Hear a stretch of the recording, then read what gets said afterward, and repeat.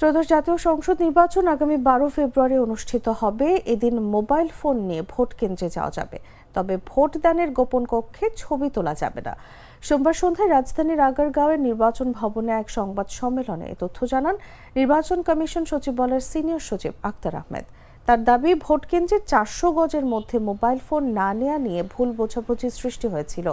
অধিকাংশ দলই mobile phone নেওয়ার উপর নিষেধাজ্ঞা দিয়ে আপত্তি দিয়েছে।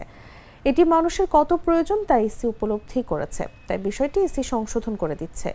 মোবাইল ফোন নিয়ে ভোটার, প্রার্থী ও এজেন্টরা ভেতরে যেতে পারবেন, তবে গোপন কক্ষে তারা ছবি তুলতে পারবেন না। ইসি সচিব বলেন, নির্বাচন কমিশন যা বোঝাতে চেয়েছিল সেটা তারা বোঝাতে পারেনি, তাই ভুল বোঝাবুঝির সৃষ্টি হয়েছিল। এই পরিপত্র আমরা সংশোধন করে দিচ্ছি যাতে কোনো প্রকার দ্বিধা না থাকে।